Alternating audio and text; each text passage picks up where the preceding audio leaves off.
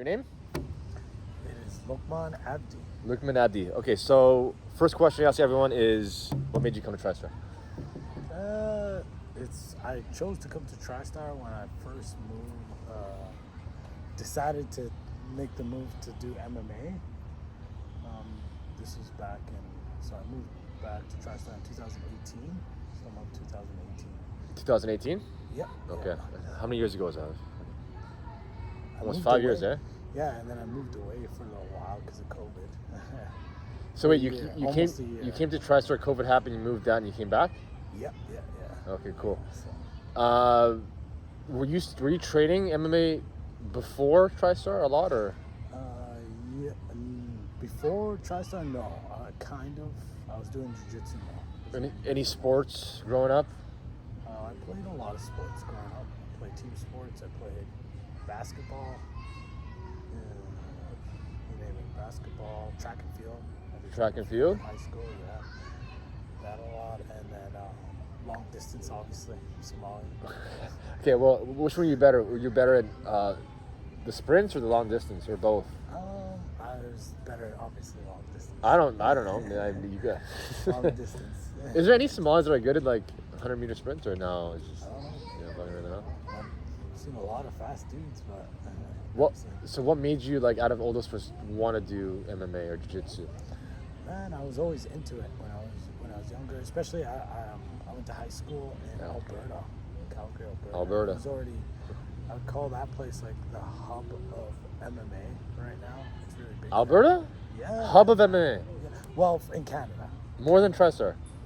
More than Montreal. I like Montreal-wise. I think they've got a lot of events going on there. Alberta. Yeah. They've always been big in mixed by hockey and MMA, hockey, football, anything with contact. This is news to me. Yeah. So wait, is it a big culture, or is it just, do they have a big gym? Culture. But is there any? There's a lot of gyms. There's a lot of. Is there any other gym like TriStar around that you've noticed? No, well, TriStar's the best. That's the I would best. say it's the best in Canada, but like quantity-wise, I would say. Okay, now Montreal's good in itself, I'm saying, but where I really found that passion, it was pretty big there, but it was getting already bigger when I was in high school there. But like a lot of people were into it, my brothers and stuff. So I was like, oh, what is this? Checked it out, you know. Yeah. As a dude, you'd like anything that was like any macho. Machos, Shit, yeah. you know? I was into a lot of crazy stuff back then, but yeah, it caught my interest, and then it's kind of crazy seeing back then. I was watching stuff like I didn't look up TriStar, but I did see stuff on. Remember when there used to be a channel called Spike TV? Yeah. Yeah, you'd see like Faraz on there. Was he on Spike? Like they'd do like countdowns or something. I don't know. They'd have MMA on there. I don't know. I'd see my brother watching. I'm like, Really? what's that? And he's like, that's George. I was like, oh, okay. You know. Was it? That's the first time. I remember I would see MMA mainly on Spike TV. Okay, and then that was the channel for like macho shit. okay, so you played a lot of sports growing up. You liked macho shit. Yeah. You got into fighting, but was it a fight specifically? Like there's always a light bulb moment. It's like, I want to do this. Yeah, when I first wanted to do it, Was there a fight, specific fight?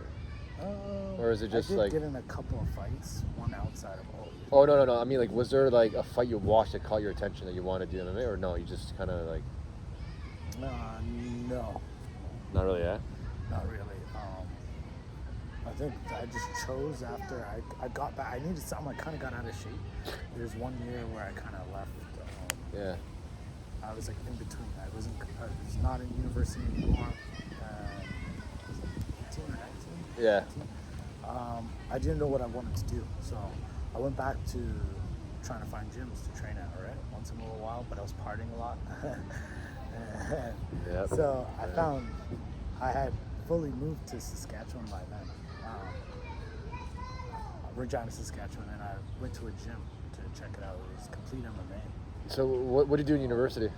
In university, Yeah, what were you taking? I was taking justice studies. Did you go just bored from it? Yeah, it kind of got bored of it. Fuck, and I can't imagine you doing justice studies. Just like, fuck. Yeah, It's basically legal work, right? Yeah. Oh my Is that god. what it was? It's a lot of paperwork. Yeah. Oh my god. Oh my It god. wasn't as bad, but Okay.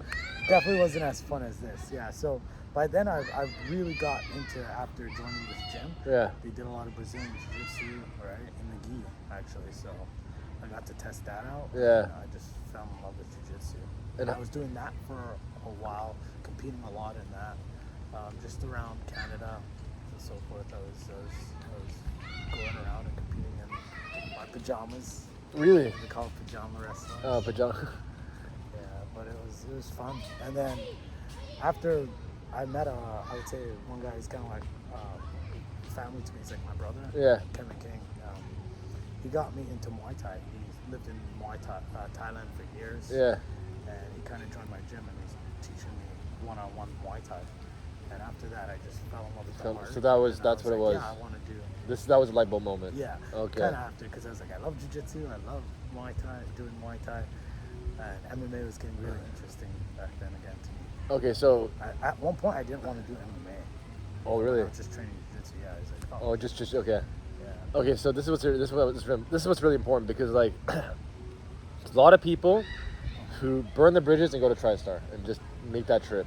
You basically did that. I have my story. You basically. Yeah, I had an MMA fight actually. Yeah. I competed in back in 2018. It was the Canadian Amateur Nationals. Yeah. And I got my ass kicked. The Yeah, finals. yeah. Well, I broke my hand. Yeah. So I broke my hand, and I was like, okay, do I really want to do this? This is dumb, you know? Like, Okay, so break bones okay, and shit. And I ran into a guy that was training out of here, K-John Johnson. K-John Johnson. Okay. He's to train back in there. He's in the UFC, OG of TriStar. And he's like, yeah, if you're going to take him, I was talking to him in the back after that loss, and he was like, give me kind of a motivation pep talk. Yeah. And he gave me, he kind of introduced me into the art of, introduced me to going to TriStar more. Okay. And he's like, yeah, if you're going to take it serious, you should go check out TriStar and stuff. And his gym in Vancouver he had, or Montreal he mentioned, and I was like, oh, that was a light bulb moment. And then my bro, like I said, I was teaching me Muay Thai, Kevin King. I would say, was the one that really got me to go. Like, he's teaching me, he's like, hey man, if you really want to do MMA, he's like, you better go train at it. Yeah, because there's nothing really going on the scene in Saskatchewan, right? No, this is important also too. Does anyone in your family, like not siblings, do your parents understand why you do what you do? No, Never understand.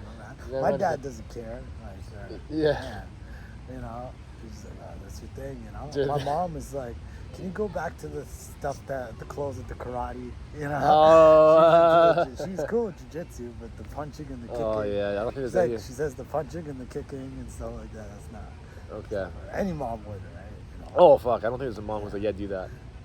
Yeah. Okay, so then you moved to TriStar, and then when you started, was it just like you were getting ass whooped? Was you getting dumped? Still the same, man. I'm still getting my ass whooped. It's good. That's why I'm still here.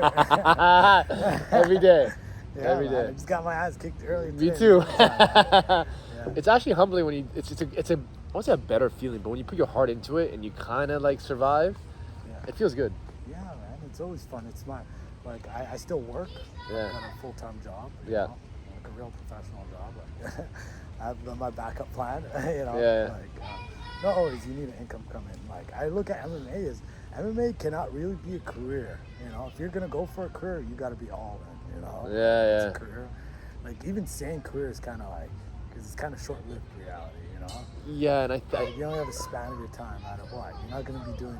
You get lucky. There's the few. Like I watch MMA a lot. Yeah. There's the few that can make it up to. It's a very rare 20 plus years, or up to even close to 20, like 15 years of doing MMA. You know. But it's a sport that's so taxing on your body. You want to make sure you have stuff going on outside of it. Okay, here's a good question because I started later. I have a bit more of wisdom to the approach. A lot of people come in, they're like, I want to be a champion, which is actually a great mentality to have, right? Why would you want to not do your best in something that once the door is closed, the guy's trying to kill you? Why would you? You know what I'm saying? Yeah. So you want to actually do your best. Okay, cool. But when you look at a lot of people who are fighting MMA, they're either broke or broken. That is true. That's true, right? And I was listening to who was his name's Xavier. Xavier, is that his name? He's a guy. He had an interview. He said one of the hardest things. He said, Oh, Xavier. yeah.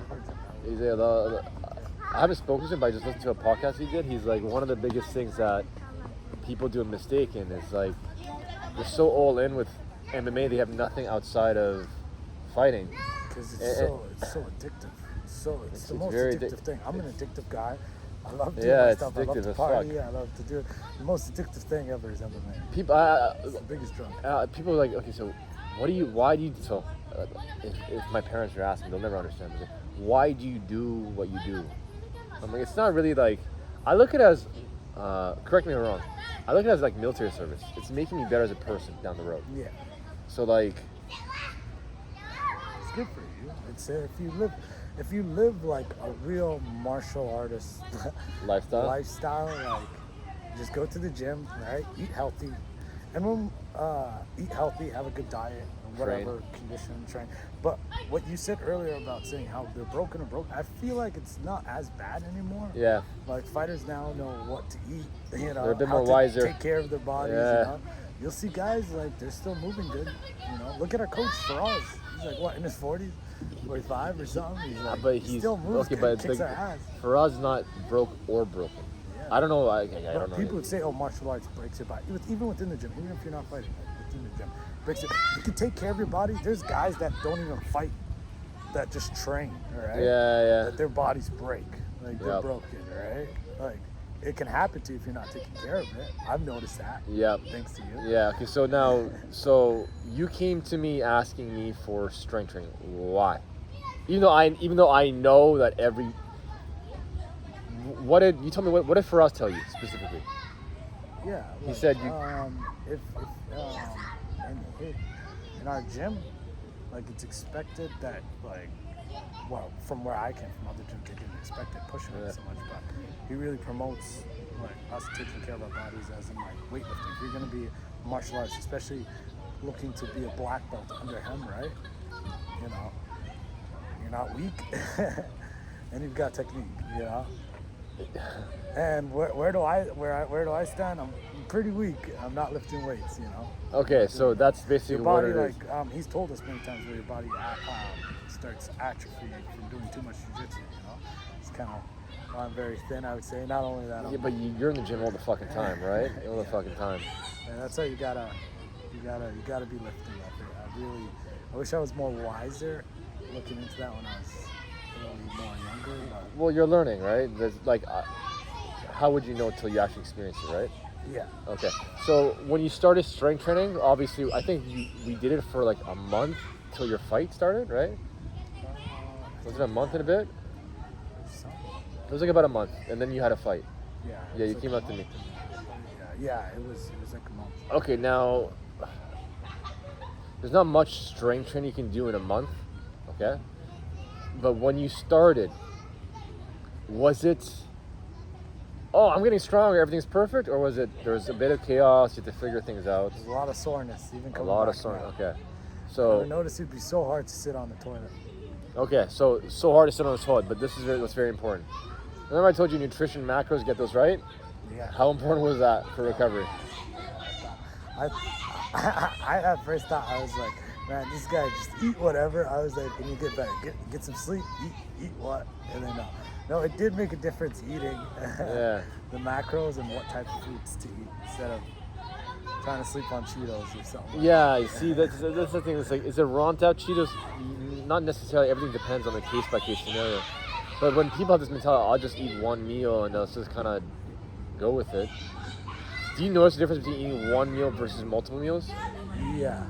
Okay. Yeah, I've noticed. I didn't like it at first because I'm not used to eating like multiple meals. So I usually would eat my 2 meals, and that was good.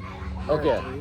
Now here's my question: when you added more meals based on your appetite, did you notice an increase in your performance, or no? Yes. Well, I felt lethargic at first, but it was what I was eating. See, that's important. See, Yeah. people are like, I eat multiple meals. It doesn't work. I get lethargic. Well, what the fuck are you eating? Yeah. Right? Whatever made me feel bloated or whatever. So that was good. Like if the foods that I could eat was like at night, like that after night, so I could sleep it off. Yeah. Get rid of it. But then I learned like in between the day, I was gonna eat a lot. It's got to be something that's a little more kinder on my stomach. Okay. Yeah. 100%. And then remember we went to the grocery store. Yeah. Okay. Was that eye opening? Yeah. Now, if I you noticed think how childish I am, right? for what? Just how I shop, right? Oh man, I'm like a but kid at mind Cash you, Out, like like, you're I like, just but get you that, say get you that, laugh, but right? you see that that's like you see all these people in the building. Yeah. That's like them. But they're understanding what's Honestly, healthy. it So was. Did you see some of the? I was looking at the grocery carts and stuff Yeah. that was in there. I'm like, that's all junk. let me give you an example. So Mehdi we had a conversation yesterday. We went for a bike ride, and as we're biking, he's just like, Sam, like fuck. The one thing I noticed, I started eating fast food after the fight. I was falling asleep. I was like, Yeah. so you notice it. So when you eat clean and you go back to fast food, you realize how like it really does affect your performance. Is it wrong to have fast food? If you train 6 hours a day, you can have fast food, you'll burn right through it because you're going to follow full sleep anyways, right? But sometimes when you want peak performance, is it wise? I don't know. I even saw Mustafa. We once had breakfast with him. He had cheese, but it was like processed cheese, and I noticed after I had it, I was going to fall the fuck asleep. So when I looked at him, I was just like, how the fuck are you processing and operating like that? I looked at him like he could be even so much better. But how do you tell a world-class wrestler to change how they want to operate, right? Yeah. It's tough because like Especially if you've been doing it for a certain point of your whole life. it's tougher. It's a lot tougher. Okay, so when we went to the grocery store, when we went shopping, before you just grab whatever and you just ate whatever, right? Mm-hmm. Okay, so yeah, no worries, it's raining, but we'll be done soon.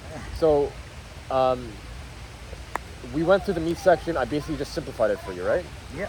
Okay, now was it cost effective? It is way cheaper when you're looking at certain prices and like, Okay, changing from stores. I need that kind of part a little bit, but seeing certain things that the calories that I need to take in that I Yeah. can get away with, like you said, like what I can eat after practice at night to add that extra calories, right? The cashews or the almonds. yeah. Did you know how much calories they have in it? No, I didn't know the almonds have over 2,000 calories in it. Yeah, no, It's yeah. more than I Fuck. need. Like I ate that, like the whole thing, the night that you told me. Okay, It yeah. was so cheap. It's only like $4. Okay, so you $5. see what's funny when you're just like a bit more effective with your food choices? Yeah. Not only is it cheaper, you get more nutrient-dense foods and you recover faster. Yeah. So you you basically just stocked on fruits and some meat and some nuts, basically, if I remember correctly, right? Yeah. And you still had your little fun, was it? Yeah, was it because I had tofu? the other stuff, and then I got the meats from another store because it's better And- deals on it. Now, obviously, that was your first round. You have to learn how to cook it and make it. That's also another process, another step. Are you learning that too? Well, that I kind of already knew. I can make stuff. Like, You're a dude, though. You cook make up- it simple, Yeah, right? just cook up some rice and meat. I was doing that for a little bit when we Okay. first started to find how much calories I can get up. One of the big things I read was like just load up more on rice. You know, I like rice. Somalians love rice, so Yeah. I just loaded up more on that and with other meats like liver. Liver? Remember you showed me Yeah, liver how is much, king. how cheap it So was. cheap. and Liver's so I liver's so wasn't a cheap. liver guy. I never ate liver. I eat chicken a lot, but that was a good thing. Liver's cheap. Hardest cheap. Chicken drumsticks are cheap. Every grocery store has a deal. You just have to realize what deal there is. Okay. Now that you're kind of like getting your macros right and you're strength training a bit more, but you just started again. You went on vacation. When you went on a vacation for a bit, you came back. Did you notice a difference in your? Definitely, and a lot of things. Obviously, my cardio wasn't as good. That's the first thing, right? But my body was definitely feeling way better. Okay. Now for your fight that you had a month, we trained for a month and you had a fight. The week prior, we didn't lift anything heavy, right? No, We focused on mobility. When we increased your hip mobility, did you notice anything in the fight at all, or no? Was there any difference, or no? You didn't really notice. Yeah, because I was moving quick. I lit them up.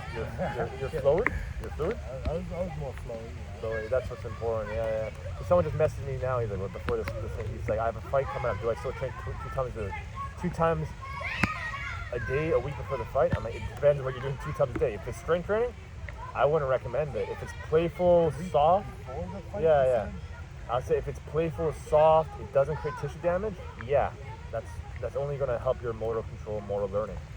So I think that's something people need to know too for a fight.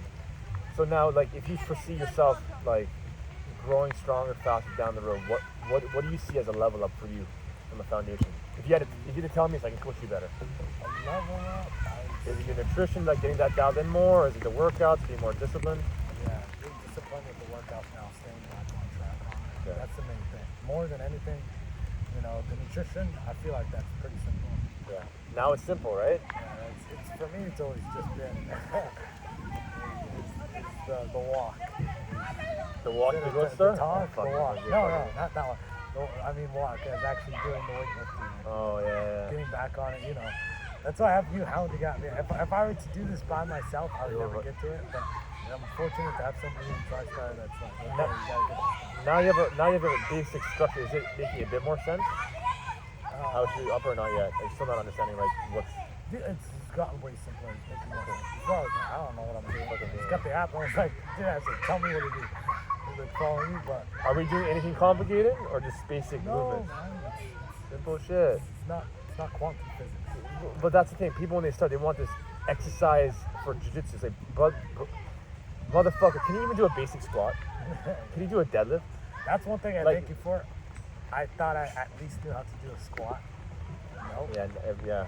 I can get. Oh, I don't deadlift. think there's maybe like 2-3 people at TriStar that I'm like, that's a good squat. Everyone else is like, it might just hurt yourself down the road. But I can't go up to every single fucking person and like coach them, right?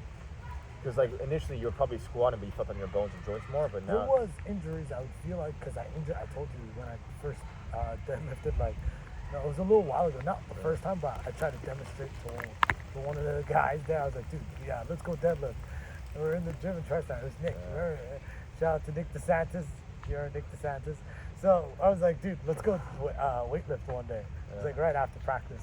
Like, let's just go do some deadlifts. He's like, all right, have you ever done it? Me and him were like, no. I don't really know it, but I'm like, I've kind of done it. Like, you know, trainer showed me.